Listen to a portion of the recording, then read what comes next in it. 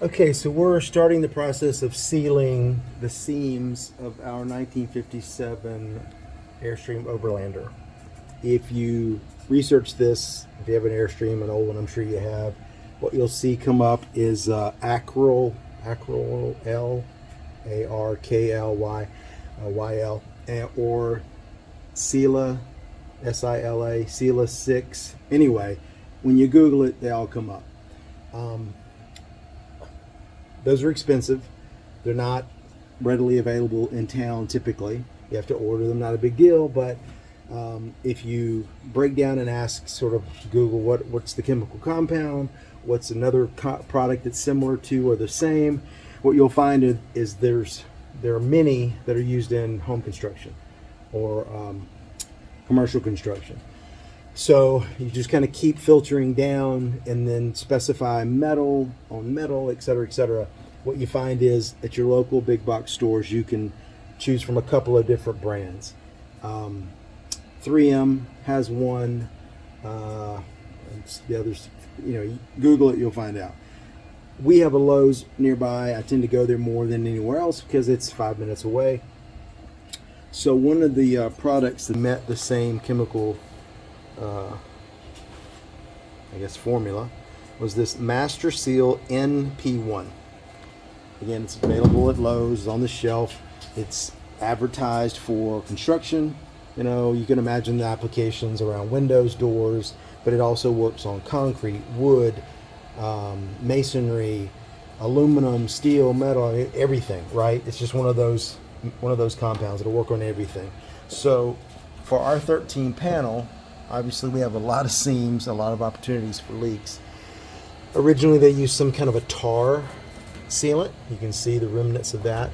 We pressure washed the inside of our shell. Most of that just flaked right off. I mean, it's, what is that, 60 plus years old?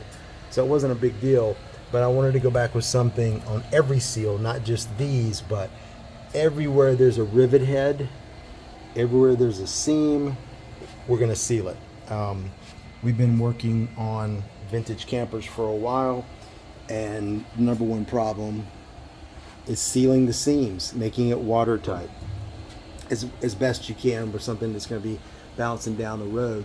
So we just made the decision that everywhere there's aluminum and aluminum seam, like here, and then really every, say, 3 feet, both horizontally and vertically, we're going to seal it as best as possible. Obviously around all the windows. This is the perfect time to do it because it's wide open. We can access every nook and cranny of this thing. So why not?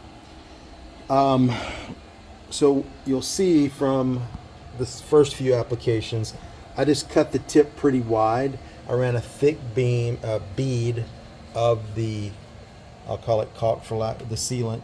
And then I just took this disposable plastic spatula, bought several of those, and then simply ran along the seam.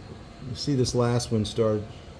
In some places, the aluminum seam, the gap here, is very close to the rivet, buck rivet, the back of the buck rivet. It's not the head, so I guess the butt of the buck rivet. And we wanted to cover all of this, just like they did originally. You can see the outline. They went well past the seam and the rivets. We want to do the same thing.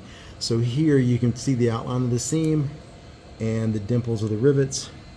Not finished there. We're going to go back and make sure that everything's completely covered. So the characteristics of this, if once you start Googling it, looking into it, is that the chemical makeup, it's like an MPS something. I don't know. You'll see it repeated a lot, regardless of the brand. Is that it's, of course, very durable, lasts a long time, can be a wet environment, dry environment, lots of extremes as far as temperature, etc. Can be applied underwater if you happen to have that need, but it's flexible. So even though it's going to dry hard within 72 hours, it remains flexible. And obviously every part of this rig is going to be flexing as we drive it. It'll stiffen up more and more as we add the interior skins and the walls and all of that.